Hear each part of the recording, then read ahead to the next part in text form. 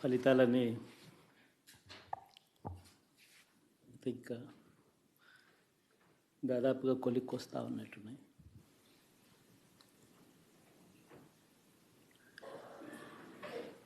చూసిన ఫలితాలు జరిగిన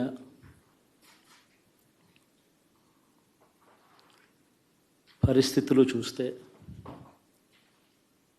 నిజంగా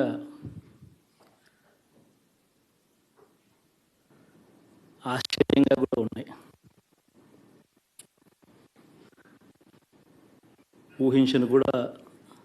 ఊహించలేదు ఇలా జరుగుతుందని, ఇలా వస్తాయని కూడా. బట్ ఎస్,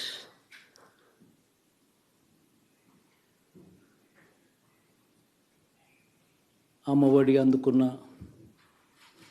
53 లక్షల మంది తల్లులకు మంచి చేసినాం, పిల్లలు బాగుండాలి, వాళ్ళ చదువులు బాగుండాలని తాపత్రయపడుతూ అడుగులు వేసాం.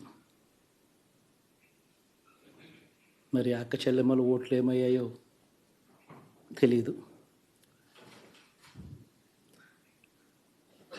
66 లక్షల మంది అవ్వాతాతలకు, వితంతులకు, వికలాంగులకు గతంలో ఎప్పుడు జరగని విధంగా మంచి చేసాం. వారి కష్టాల్లో తోడుగా ఉంటూ, వారి కష్టాన్ని అర్థం చేసుకుంటూ, వారి ఇంటికే పంపించే వ్యవస్థను సైతం తీసుకొస్తూ, గతంలో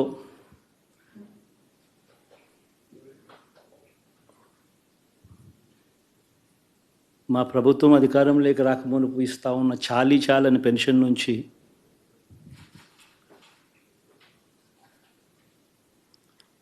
ఎంతో మంచి చేస్తూ అడుగులు వేసినా కూడా ఆ అవ్వాతాతలు చూపిన ఆప్యాయత ఏమైందో కూడా తెలియడం లేదు. దాదాపుగా 1,05,00,000 మందికి, పొదుపు సంఘాల అక్క చెల్లెమ్మలకు మంచి జరిగిస్తూ,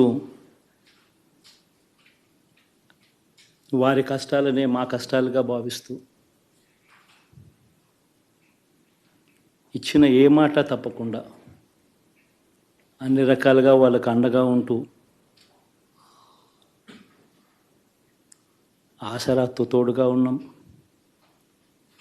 సున్నా వడ్డీతో సైతం అండగా ఉన్నాం, చేయూత సైతం తోడుగా ఉంటూ నిలిచాం. మరి ఆ 1,05,00,000 మంది అక్క చెల్లెమ్మల ప్రేమాభిమానాలు ఏమయ్యాయో తెలియవు. 26 లక్షల మంది చేయూతను అందుకుంటున్న అక్క చెల్లెమ్మలు, వారి ఆప్యాయత ఏమైందో తెలీదు.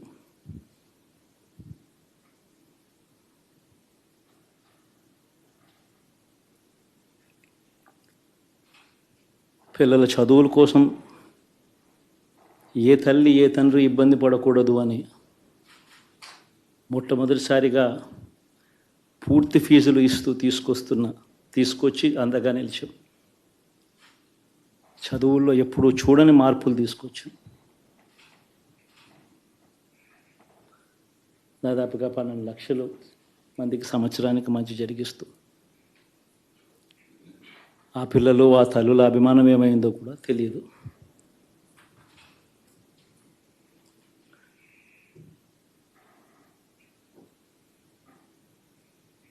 దాదాపుగా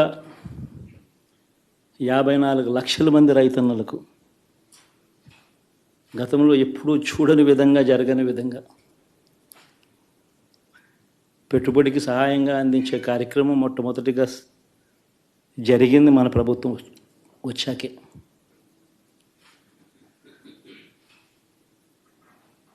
మరి అంతగా రైతన్నలకు తోడుగా ఉంటూ, రైతన్నలకు రైతు భరోసా ఇవ్వడం కానీ, సమయానికే వారికి ఇన్పుట్ సబ్సిడీ ఎప్పుడు జరగని విధంగా సీజన్ ముగిసేలోగానే ఇచ్చే కార్యక్రమం కానీ, ఉచిత ఇన్సూరెన్స్ కానీ, పగటిపూట 9 గంటలు ఇచ్చే కార్యక్రమం కానీ, ఉచిత విద్యుత్ ఇచ్చే కార్యక్రమం కానీ, మరి ఆ 1,00,00,000 మంది రైతన్నల ప్రేమ ఏమైందో తెలియదు.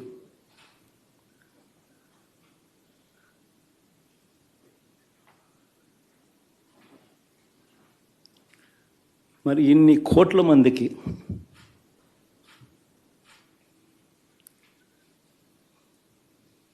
పేదవాడికి తోడుగా ఉంటూ ఆటో డ్రైవర్లు నడుపుకుంటా ఉన్నవాళ్ళు ఆటోలు తోలుకుంటూ టాక్సీలు తోలుకుంటూ ఇబ్బంది పడకూడదని వారికి అండగా ఉంటూ ఓ వాహనమిత్ర,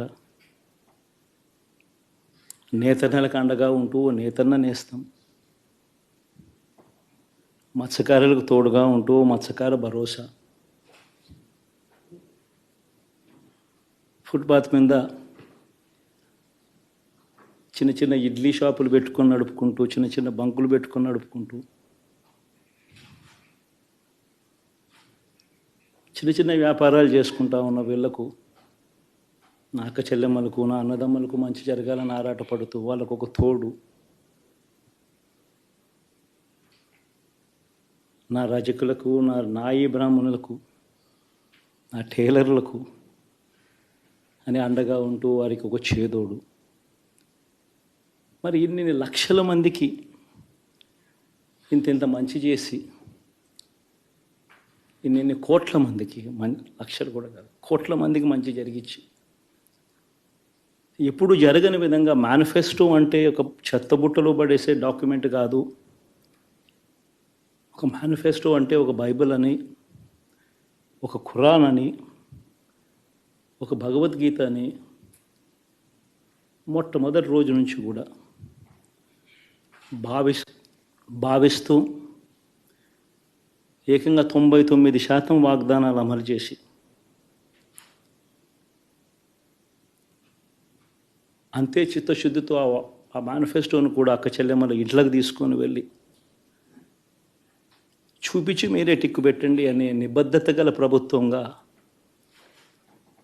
పనిచేసాం. ఇప్పుడు జరగని విధంగా పిల్లల చదువులు, పేదరికం పోవాలి అని అంటే పిల్లల చదువులకు క్వాలిటీ ఎడ్యుకేషన్ అవసరం అని మొట్టమొదటిసారిగా ఇంగ్లీష్ మీడియంను వ్యతిరేకిస్తున్న వాళ్ళందరూ పెత్తందారులతో యుద్ధం చేసి సైతం పిల్లలకి ఇంగ్లీష్ మీడియం తీసుకొని రావడమే కాకుండా టోఫుల్, ఐబీ లాంటి కళలు కూడా కలం. ఆ పేద పిల్లలకు అండగా నిలబడాలని, తోడుగా ఉండాలని, వారి చరిత్రలు మార్చాలని,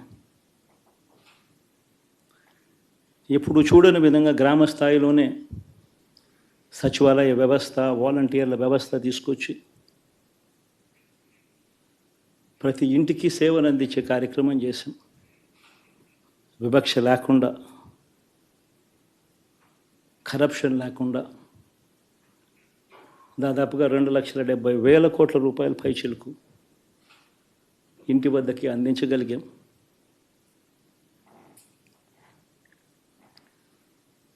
ఇప్పుడు చూడని మార్పులు తీసుకురావడమే కాకుండా ఒక చదువుల రంగం అయితేనేమి, ఒక విద్యారంగం, ఒక వ్యవసాయ రంగం అయితేనేమి, ఒక వైద్య రంగం అయితేనేమి, ఏ పేదవాడు ఎప్పుడూ ఇబ్బంది పడకూడదు అని ఎప్పుడు ఊహించని విధంగా మార్పులు తీసుకొస్తూ పేదవాడికి అండగా నిలబడగలిగాం. విమెన్ ఎంపవర్మెంట్ అంటే ఇది, మహిళా సాధికారత ఇది అంటే ఇది అని ప్రపంచానికి చాటి చెప్పగలిగాం. సోషల్ జస్టిస్ అంటే, సామాజిక న్యాయం అంటే ఇది అని ప్రపంచానికి చూపించగలిగాం. మరి ఇన్ని గొప్ప మార్పులు చేసిన తర్వాత, ఇన్ని కోట్ల మందికి మంచి జరిగిన తర్వాత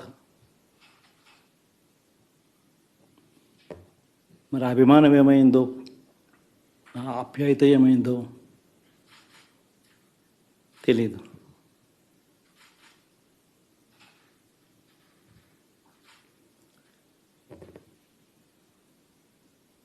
ఎవరో మోసం చేశారో, ఎవరో అన్యాయం చేశారో అని చెప్పి అనొచ్చు, కానీ ఆధారాలు లేవు.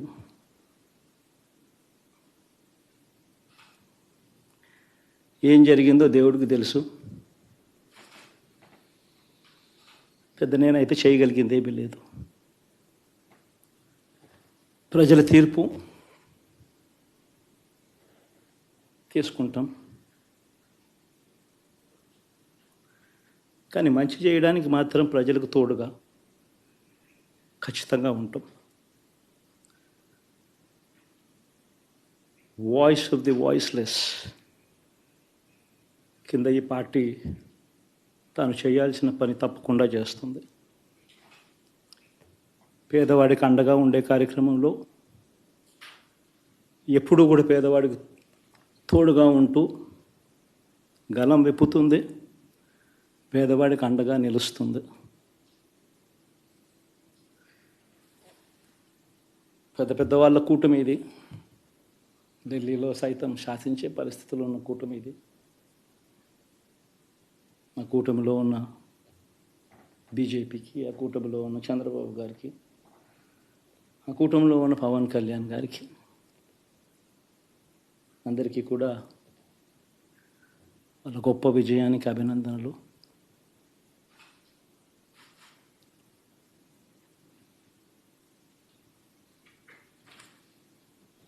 ఓడిపోయినా కూడా నా ప్రతి కష్టంలో కూడా తోడుగా అండగా నిలబడిన నా ప్రతి నాయకుడికి, ప్రతి కార్యకర్తకు, ప్రతి వాలంటీర్కు, ప్రతి ఇంట్లో నుంచి వచ్చిన ప్రతి స్టార్ క్యాంపెయినర్గా నాకు తోడుగా నిలబడిన నా అక్క చెల్లెమ్మలకు, అన్నదమ్ములకు, మీ అందరికీ మనస్ఫూర్తిగా మీ అందరికీ కూడా కృతజ్ఞతలు తెలియజేస్తా ఉన్నాను. ఏం జరిగిందో తెలియదు, కానీ ఏమి చేసినా, ఎంత చేసినా ఇంకా 40% ఓటు బ్యాంకు మాత్రం తగ్గించలేకపోయారు. ఖచ్చితంగా మళ్ళీ ఇక్కడి నుంచి లేస్తాం.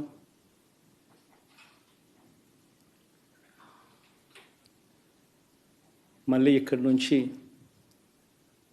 గుండె ధైర్యంతో నిలబడి మళ్ళీ లేస్తాం. ప్రతిపక్షంలో ఉండడం కొత్త కాదు, పోరాటాలు చేయడం అంతకన్నా కొత్త కాదు.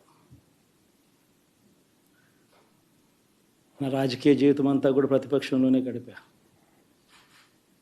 ఈ 5 సంవత్సరాలు తప్ప.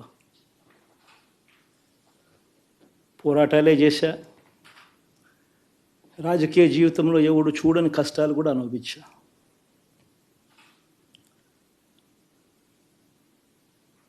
ఇప్పుడు అంతకన్నా కష్టాలు ఏదైనా పెట్టినా కూడా సిద్ధంగా ఉన్నాం, సిద్ధంగా ఎదుర్కొంటాం.